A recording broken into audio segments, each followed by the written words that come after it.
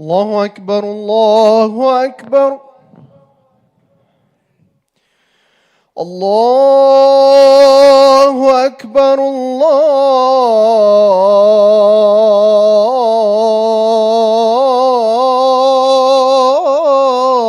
الله أكبر أشهد أن لا إله إلا الله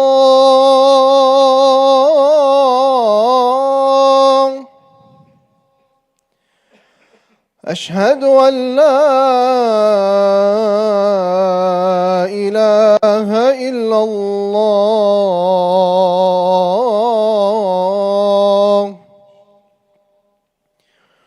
أشهد أن محمدا رسول الله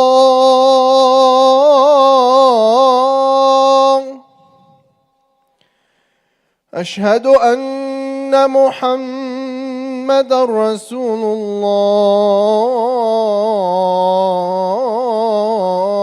الله حي على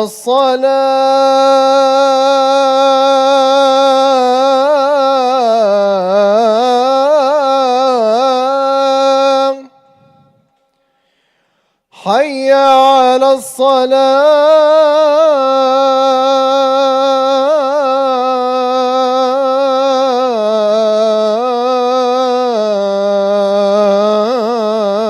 الصلاة حي على الفلاح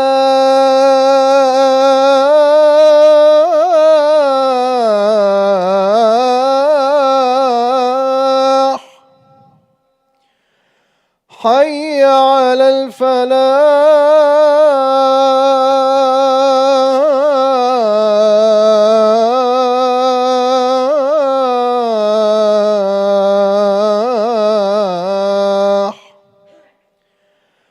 الله أكبر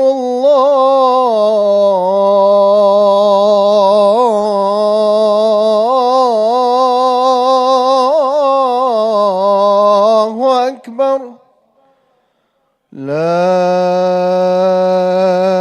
إله إلا الله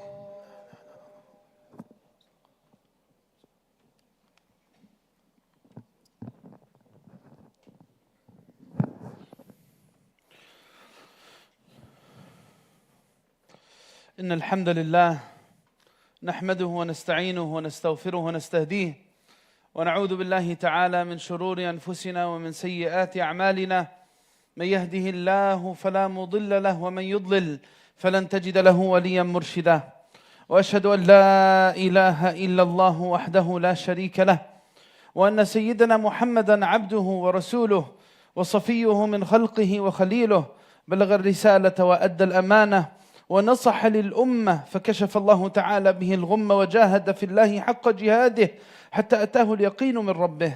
اللهم صل وسلم على سيدنا محمد الرحمة المهداة وعلى آل بيته الطيبين الطاهرين وعلى أصحابه وعلى من تبعهم بإحسان إلى يوم الدين. يا أيها الذين آمنوا اتقوا الله حق تقاته ولا تموتن إلا وأنتم مسلمون. All praises belonging to Allah Azza wa Jal. And may the peace and blessings be upon His beloved Muhammad sallallahu alaihi wasallam, our teacher and our guide, the one who conveyed the truth and the message from Allah Azza wa Jal, the carrier of wahi and Allah subhanahu wa ta'ala's seal of prophets. May Allah subhanahu wa ta'ala's peace and blessings be upon him, the chieftain of the first and last, and upon his family, and upon all those who follow in his guidance until the day of judgment. I ask Allah Azza wa Jal on this blessed day of Friday to give us guidance and help us become better people through the example of Muhammad sallallahu alaihi wasallam. May Allah subhanahu wa ta'ala make us a people who deeply love Him and love our deen, love the Prophet sallallahu alaihi wasallam, and love goodness and good people, and make every passing day a day that we draw closer to His pleasure and His Jannah. Allahumma ameen. Amma ba'd, brothers and sisters, in every interaction that we have with our deen, the idea of our need for growth, our need for improvement, our need for focusing on those aspects of our realities that need improvement and that are deficient in certain ways is always emphasized. We know that growth happens through our connection with Allah, through our connection with the Quran, through our love for the Prophet ﷺ. In fact, there's no meaning or purpose for a mu'min except that it's derived from this prophetic legacy and from the message of our deen. That's our purpose in our lives. There's no meaning in my life aside from that which Allah has given me. He's my creator. He sent me Muhammad sallallahu alaihi wasallam as a model and as example, as a carrier of the Quran, as a teacher of the Sunnah. I realized that in order for me to become better, I need to think about these things a whole lot more. Yeah, that's why every single khutbah, every beginning of every khutbah that we have starts with praise of Allah, praise of His Prophet. Because the more that dominates my thought, the more that'll become a priority in my life. Because I am as a person what I choose to think about, what consumes me, what takes my thought and my attention. Are they lowly things? Are they very temporary, fleeting things? Are they things that are of true value and lead to true greatness? The life of Muhammad ﷺ, in every facet of it, leads the human being to true greatness because he was the greatest. The Prophet ﷺ was the teacher of generations, not because of books he published, not because of academic research he left behind. Indeed, he left a whole lot of profound wisdom in all that regards. But he was the teacher of generation because Allah subhanahu wa ta'ala enabled him to penetrate the hearts of people. Prophet ﷺ was given high character. وَإِنَّكَ لَعَلَى خُلُقٍ عَظِيمٍ. Prophet ﷺ was upon esteemed character. And that's what made him the most perfect human being and the most beautiful soul. And the more I connect with this beauty, the more I'll become beautiful. Last week we spoke about learning from the prophetic empathy as we were speaking about what happened in Morocco and in Libya. We learn empathy. We learn compassion from the Prophet ﷺ. We learn care for human beings from the Prophet ﷺ. We learn care for society from the Prophet ﷺ. We learn how the Prophet ﷺ conducted with all those who were in his spheres of influence, publicly and privately. When we learn about the seerah of the Prophet ﷺ, we learn it's the story of people, a generation who fell into the orbit of the most beautiful soul, and they fell in love with him. And when they fell in love with him, their lives changed, and they went on to change the history of humanity. That's what happened.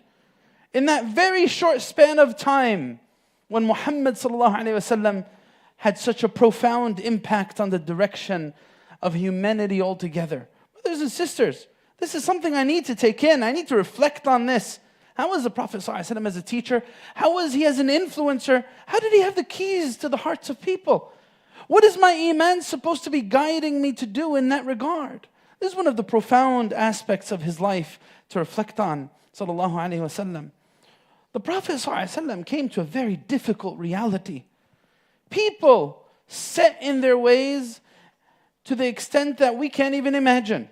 People who are not learned, people who were very rough and tough and tribalistic. He took the likes of Umar ibn al-Khattab, who before Islam was a drunkard in the streets of Mecca, and he made him Al-Faruq. Islam made him Al-Faruq, the one who distinguishes, this distinguisher between truth and falsehood. That's how profound an impact the message and the messenger had on people. When we think about the Prophet ﷺ as a teacher, we realize that, brothers and sisters, we're all influencing each other, whether we know it or not. Allah subhanahu wa ta'ala tells us this in the Quran. يَا أَيُّهَا الَّذِينَ آمَنُوا اتَّقُوا اللَّهَ وَكُونُوا مَعَ الصَّادِقِينَ. Be with truthful people. Why? Be with the truthful. Be with those of good character. Why? Because character is contagious. We are influenced by each other and we're influencing each other. When the companions chose to be in the presence of Muhammad sallallahu alaihi wasallam, that by itself made them the best generation. None of us could even compare to any of the companions of the Prophet. Why? Because their eyes fell on Muhammad sallallahu alaihi wasallam. And that's an honor in itself. And that's a whole level by itself. Brothers and sisters, the Prophet sallallahu alaihi wasallam teaches us how he elevated them in many different ways. One of them is the Prophet ﷺ was so profound a teacher because he حكم الشريعة على نفسه. He lived by what he taught. First and foremost, a lesson for every person in a position of influence. You really want to have a profound impact and a profound connection with your Islam, make sure that you apply Islam to yourself first. Prophet ﷺ led by example. And he taught the companions. Prophet ﷺ, look at these words, what he said. There was this noble tribe who among them a woman committed a crime. She stole. They thought that they could get access to the Prophet ﷺ through someone he loves. Through Osamah bin Zayd. They said, can you intercede for us by your Prophet? We don't want her to be held accountable. So the Prophet ﷺ saw Osamah come to him. And Osamah began speaking on behalf of Bani Makhzum. And the Prophet ﷺ said, no. إن بني إسرائيل كانوا إذا سرق فيهم الشريف تركوه وإذا سرق الوضيع قطعوه. He said, no. Prophet ﷺ was not a person of double standards, of favoritism, of entitlement. He did not inspire these things in the hearts of people. Prophet ﷺ was as humble, as down to earth, with the most noble and with the most basic member in Medina. That's what made him great. ﷺ, he told him, no, I will not do that. This was done before. That in previous nations, when a noble would do something wrong, he would be left to do what he wants. And when a lay person would come and commit a crime, he'd be held accountable. Prophet ﷺ said, no. In another beautiful hadith, the Prophet ﷺ was approached by a man who wanted him to repay a debt. And he grabbed the Prophet ﷺ and he said, oh Muhammad, pay me back my money. And the Sahaba got so angry. How could you dare speak to the Prophet ﷺ in such a tone? So the Prophet ﷺ said to them words of wisdom. He said, هَلَّا مَعَ صَاحِبِ الْحَقِّ كُنْتُمْ إِنَّهُ لَا قُدِّسَتْ أُمَّةٌ لَا يَأْخُذُ الضَّعِيفُ فِيهَا حَقَّهُ غَيْرَ مُتَعْتَعْ. Prophet ﷺ said, why weren't you with the one who has the right? Why don't you stand with him?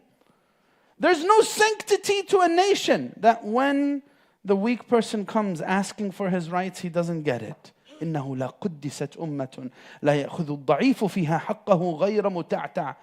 They realized this greatness about the Prophet ﷺ. Brothers, تقدموا إلى الأمام افسحوا يفسح الله لكم. So we don't have any space issues. If you see any space in front of you, please fill it. جزاكم الله خير. افسحوا يفسح الله لكم.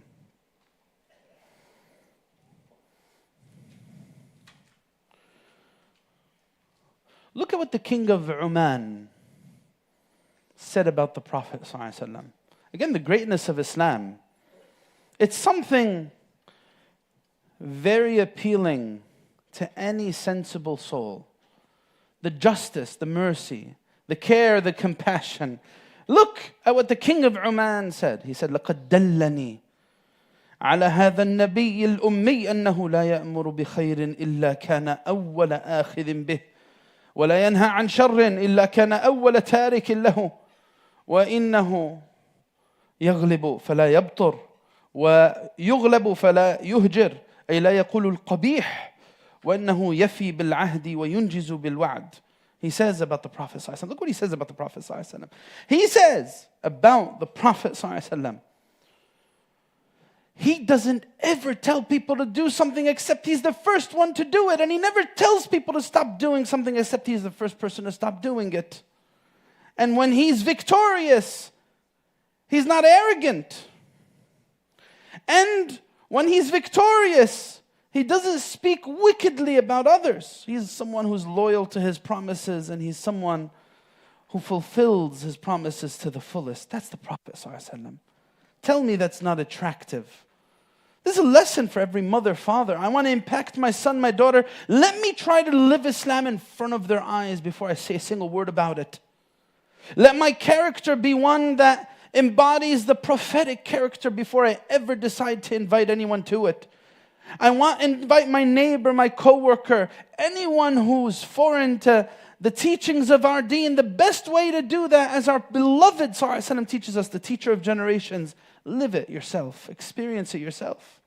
It'll make you the most impactful teacher that there is. The Prophet ﷺ was so impactful a teacher because he was able to put himself in the shoes of anyone listening to him. We learned this from a few stories from the seerah that are just so inspiring. We know the story. It's a very famous story of the A'rabi, the Bedouin Arab who urinated in the masjid when the masjid did not have carpets, did not have tiles, did not have all the signs and markings of modern buildings. Their ground was sand, dirt, right? So he went to a corner of the masjid, and they didn't have sewage systems either. He went and relieved himself. This was a Bedouin Arab from the desert. He didn't know any better. This is how he lived. He relieved himself in the masjid of the Prophet ﷺ. And the Prophet ﷺ saw the companions get very agitated. And he said, "La tuzrimuh." Don't rush him. When he finished, he said, "Go clean it." And he diffused the whole situation by just saying these few words. And the man, when he saw the greatness of Muhammad and how compassionate he was towards others, he wasn't a person who wanted to humiliate people. He wasn't a person who wanted to grandstand or wanted to impose his power or show himself. He wasn't someone who was boastful about his ego and his influence. No, he wasn't that. None of that. That's not who the Prophet ﷺ was. That's not what he was about. Prophet ﷺ was not trying to impose himself as the greatest authority. No, he wasn't. Sallallahu alayhi wasallam. When the man saw this, he said, what did he say? Allahumma arhamni warham Muhammada wa la tarham ma'ana ahad. Again, he was simple in his understandings. He said, "Oh Allah, have mercy on me and have mercy on Muhammad, and don't have mercy on anyone else." Right? He was upset. He was upset. Everyone wanted to disgrace him, and the Prophet ﷺ honored him. There was another story from the man who spoke in his salah. These are stories we teach our children. These are stories that should inspire us. Brothers and sisters, when the nafs is tamed, when the priorities are clear in mind, it's not about position, it's not about attention, it's not about what people say, it's not about the limelight, it's not about inflating the ego. That's not what brings greatness to a person whatsoever. Tons of people have done that in human history, and they are in the trash bins of human history, only remembered for the worst things that they did. But Muhammad ﷺ, the one who never was an author of a book, the one who was never in the reality that we have of mass influence through social media, was able to enter the home of every human being, nearly almost every human being on the face of the earth for the past 1,500 years because of the greatness of his character. That speaks volume. That speaks volume to what really influences people. The one who spoke in his salah, he didn't know that you can't talk while you're praying. He didn't know that. Early days of Islam, he was a Bedouin Arab, another Bedouin Arab. He was in salah and someone sneezed. So he said, "Yarhamukallah, may Allah have mercy on you." So then everyone looked at him through the corner of their eyes. What is this guy doing? Did he just talk in salah? So when he saw everyone looking at him, he talked a little more. He said, "Ma lakum tanzuruna ilay?" Why are you all looking at me? And they all began hushing him and hitting on their sides so he gets the picture. Be quiet. So then when the prayer finished, the Prophet ﷺ turned around and he said, "Where's the one who spoke during salah?" And then the hadith says, فَجِيءَ بِي تَرْتَعِدُ فَرَائِصِي. I was shaking at my sides and I was very nervous. I'm going to be disgraced. What is he going to do right now? What did I just do to myself? Then he says, the hadith says, فَبِأَبِي وَأُمِّي هُوَ مَا رَأَيْتُ مُعَلِّمًا قَبْلَهُ ولا بعده أحسن تعليما منه والله ما ضربني ولا نهرني. The Prophet ﷺ, I never saw a better teacher than him. He didn't strike me. He didn't put me down. He didn't curse me. He didn't do any of that. He said, this is a prayer that you can't speak in. The people of words is inappropriate in. It is only remembrance of Allah. It is tasbih, tahleel, and dhikrullah ta'ala. And this man carried this on for the rest of his life. He knew who Muhammad sallallahu alayhi wasallam was. The Prophet sallallahu alayhi wasallam wasn't someone who abused his position. Again, this is something to think about. We all get into conflicts. We all are at odds with certain people in our lives that show up in our lives for good reasons or bad reasons alike. It doesn't matter. The Prophet sallallahu alayhi wasallam had the best reason to exact revenge. He finally came back after a life away, a decade away from Mecca. He came back in Fath Mecca to the people who persecuted him, killed companions, seized properties wrongfully, spread rumors, did all kinds of atrocious things. And when he had full power over them, that's it, they surrendered. Conquest of Mecca. The Prophet came back to Mecca after being in Medina for 10 years, or less than 10 years, before his passing by a few years. He said, أَتَرَوْنَ أَنِّي فَاعِلٌ بِكُمْ. What do you think I'm going to do to you right now? So they said, أَخٌ كَرِيمٌ. Ibn Akhin Kareem, noble brother, the son of a noble brother. Please, they're pleading with him, have mercy on us. So he said to them, I say to you, like Yusuf alayhi salam said to his brothers, لا تثريب عليكم اليوم يغفر الله لكم وهو أرحم الراحمين اذهبوا فأنتم الطلقاء. He said to them, I forgive you. I'm not going to exact revenge. One of the companions, as they were going into Mecca, again, this is a time of great power in the seerah. Most of the seerah was about persecution and about dealing with great difficulties. The Prophet ﷺ had power at that point. One of them said, Al-yawm yawmul malhama. Today is the day that we get what's ours. So the Prophet ﷺ said, no. Al-yawm yawmul marhama. No, today's the day of mercy. Shows you what the Prophet ﷺ wasn't someone who abused his position. Prophet ﷺ was all about embracing people, no matter how disadvantaged they were. That's what humbles the heart, brothers and sisters. We know the stories from the life of the Prophet ﷺ. There are so many. When you find this great man, and again, it wasn't for photo ops. It wasn't for social media posts. When you see this great man who had all these responsibilities sitting next to a young boy and saying to him, Ya Umayr, Ya Aba Umayr, ماذا فعل النغير? Seeing this young boy crying over his dead bird, his pet bird who died. Prophet ﷺ had the heart of compassion and mercy to sit with him, hear him out. In another hadith, the Prophet ﷺ was with an entourage, nobles, people. He was a statesman, ﷺ. He had a lot of influence. So this elderly woman came and she said, I want to speak to you, O Prophet of Allah. So he said to her, Ya Fulan, اذهبي في أي سكك المدينة شئتي حتى أقضي لك حاجتك. He said to her, O Fulan, go in any of the streets of Medina, the roads of Medina that you want, I'm with you until I fulfill for you what you need. This is revolutionary, brothers and sisters. The solution to the problems in our lives are easy. The more my life is about good things, the better my life will be. The more selfless I live, guess what? The more fulfilled I'll live. The reason why life becomes scarce of goodness is when it's all about me. Selfish goals, selfish aims, it's me. I want to consume, and consume more at the expense of those furthest away and even at the expense of those closest to me. Sometimes people exude this selfishness to those who are directly under their care. sometimes to their parents, or sometimes to their children, or to their spouse, or their own spouse. The Prophet ﷺ teaches us what makes life worthwhile. And it's never about something on the outside. It's something that's beautiful on the inside that manifests in a very beautiful way in everything that we do. Prophet ﷺ, again, he was very careful in the way he carried himself. He wasn't all about pointing out people's flaws and about making them depressed about their life and circumstances. No, the Prophet wanted to lift people up. He didn't want to put people down. Sometimes that's the fix for a person in my life. How can I be that person who is this positive spirit wherever I go? Sometimes it's the opposite. I need to be careful of that.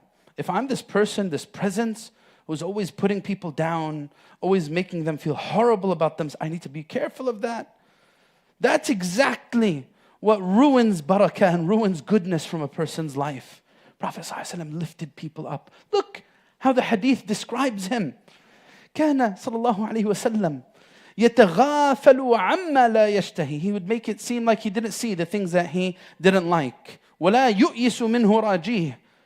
He never would allow people to despair of him. No, he was there for people. He lived for people. Sallallahu alaihi wasallam. He wasn't a taker, he was a giver. If I orient myself in my relationships as being a taker, you know what? People are going to let you down, and they're going to let you down a lot. But if I realize that the profound pathway to goodness in life is by being a giver, لا نريد منكم جزاء ولا شكر. I'm going to give. I'm not going to expect anything in return. Because you could give me something in return, but it's not going to be very valuable. Allah could give me something in return, and it's better than what anyone else could ever give me. Right? This is manhaj Muhammad sallallahu alayhi wa sallam. لا نريد منكم جزاء ولا شكورا. I'm going to pour into this vessel, and I don't want anything back from you. I want it from Allah. Because Allah is going to give me something better than what you could ever give me. لا يؤيس منه راجيه قد ترك نفسه من ثلاث المراء والإكثار وما لا يعنيه.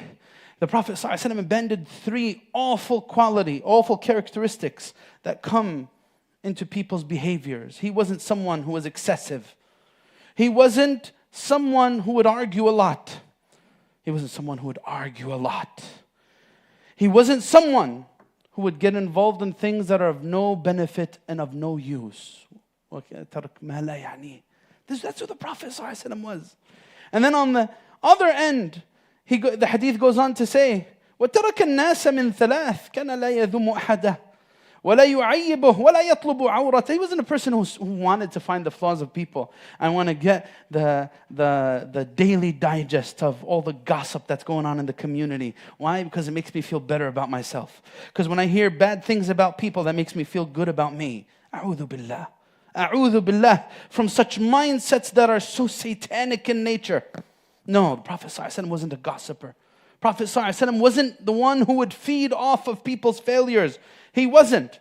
The Prophet ﷺ, in fact, would go to the darkest parts of people's lives and he would put light there.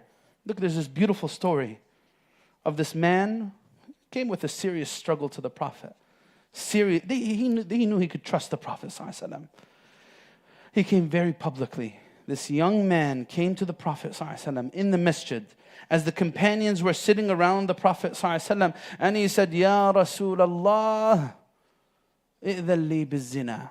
O Prophet of Allah, give me permission to fornicate. Mind you, this is in the masjid of the Prophet ﷺ, speaking to the Prophet ﷺ.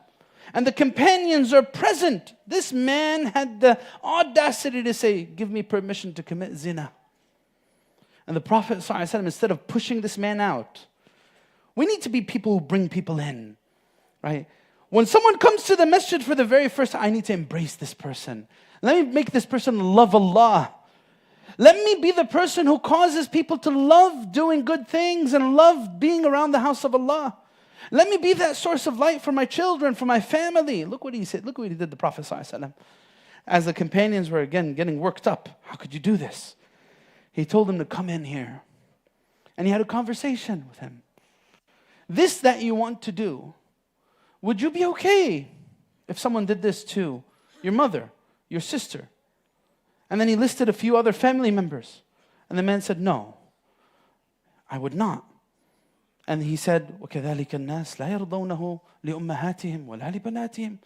People don't accept this. And then he said, he understood where the problem was. The problem was here, it wasn't here. The problem was here, he wasn't here. He spoke to his sensibilities, but then he put his hand on his heart. And he said, beautiful prophetic words. Allahumma tahhir qalbah. وَحَصِّنْ فَرْجَهُ وَاغْفِرْ ذَنْبَهُ. The Prophet ﷺ said, oh Allah, purify his heart and guard his farj, guard his chastity and forgive his sin. That's what the man said. After that, I never wanted to even consider that act ever again. That's how the Prophet ﷺ influenced people. Prophet ﷺ was a person who really made dua for others. We always say make dua for people. Make dua for people. Make for your dua for your brothers and sisters in this country or that country or the other. But the Prophet ﷺ truly lived that meaning. He would implore Allah Azza wa Jal to guide people, to give them the best. This brings goodness in the heart. Let me try it. Let me try it. Every single day I'm going to take a list of people. I'm going to constantly say, oh Allah, help Fulan. Oh Allah, give Fulan more. Oh Allah, help Fulan figure out this problem in their life. Oh Allah, be with Fulan and Fulan and Fulan. This is a beautiful spirit that the Prophet ﷺ teaches. Hubbul khayri linnas. Loving goodness for others. Really caring about their success. This is enough to inspire greatness. This is what Iman does. This is what our deen teaches. And this is what the seerah of the Prophet ﷺ means. I ask Allah Azza wa Jal to make us of those who are inspired by his life ﷺ to become better. May Allah subhanahu wa ta'ala use us to inspire those around us and make us of those who carry the prophetic light and nur wherever we go. Allahumma ameen. Udu'u Allah wa antum muqinuna bil ijabah.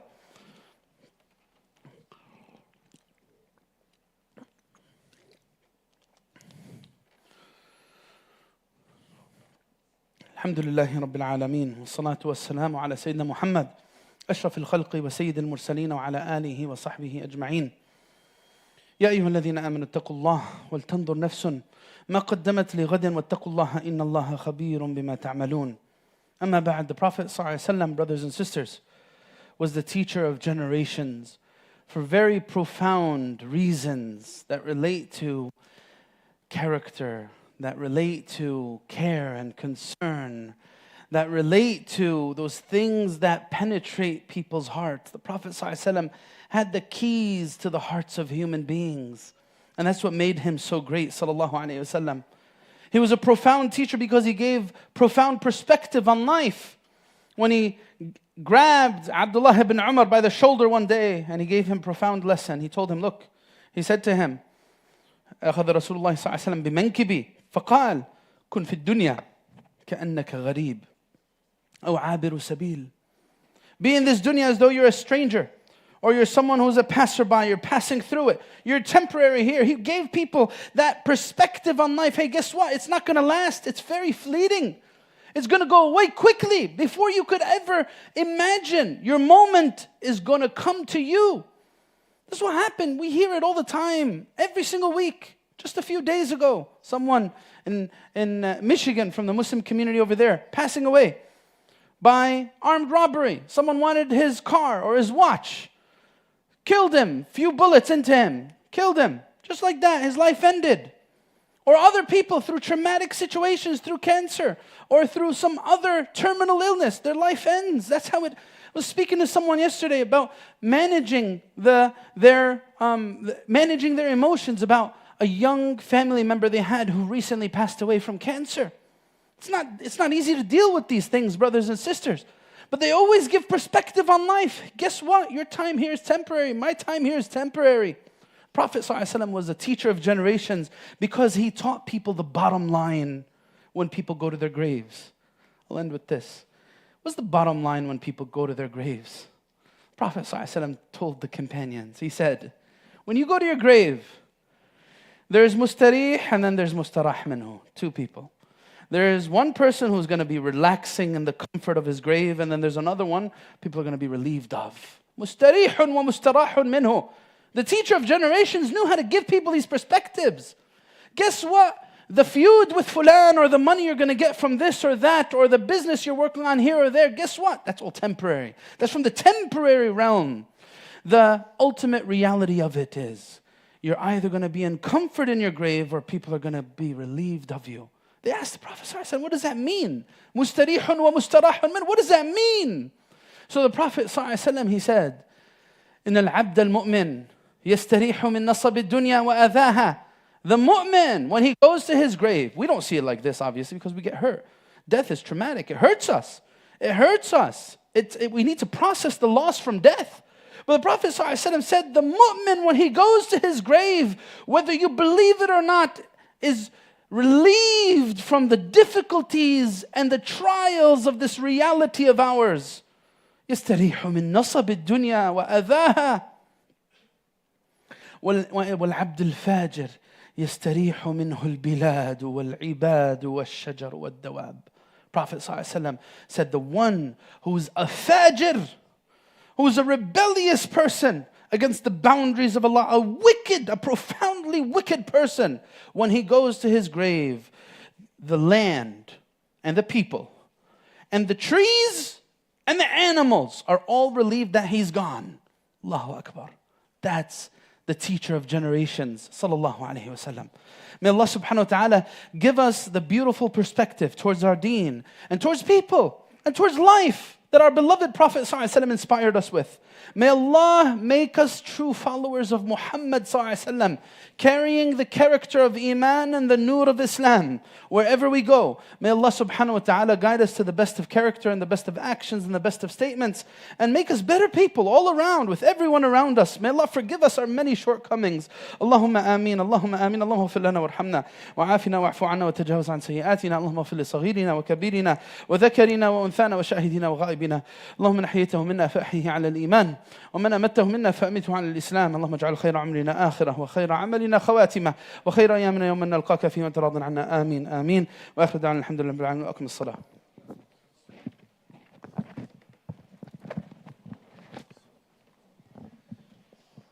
الله أكبر الله أكبر. أشهد أن لا إله إلا الله.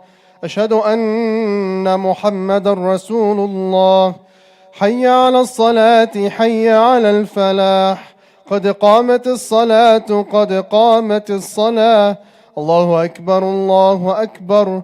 لا إله إلا الله.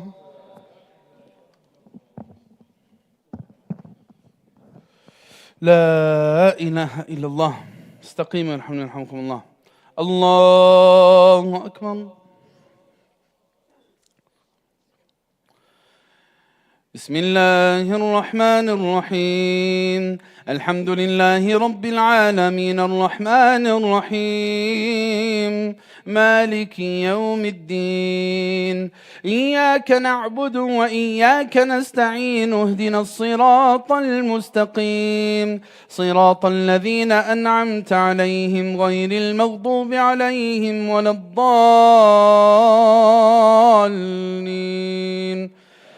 آمين.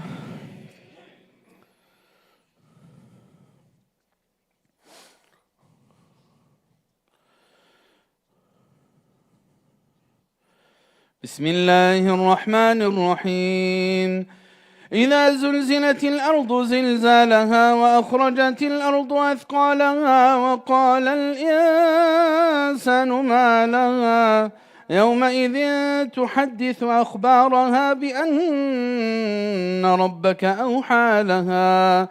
يومئذ يصدر الناس أشتاتا ليروا أعمالهم فمن يعمل مثقال ذرة خيرا يره ومن يعمل مثقال ذرة شرا يره. الله أكبر. سمع الله لمن حمده. الله أكبر.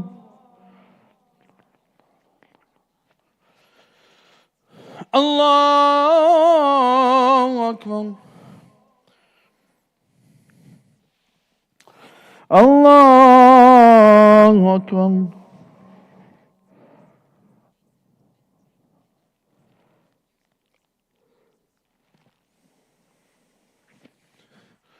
الله أكبر.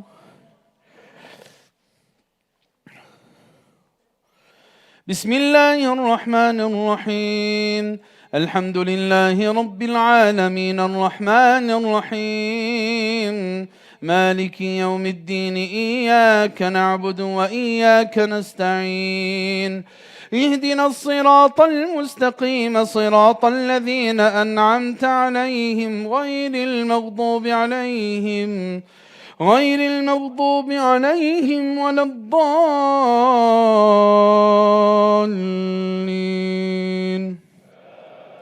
آمين.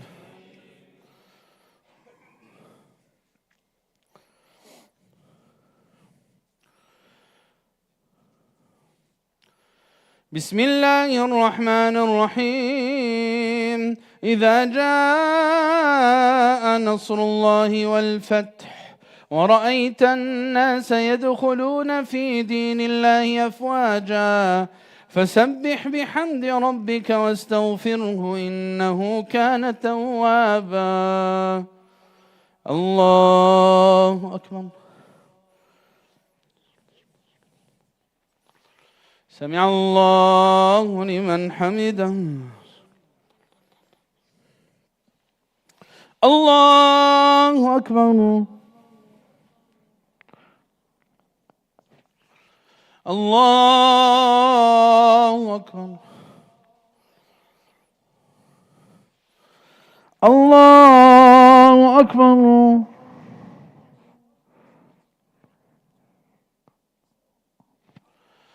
الله أكبر.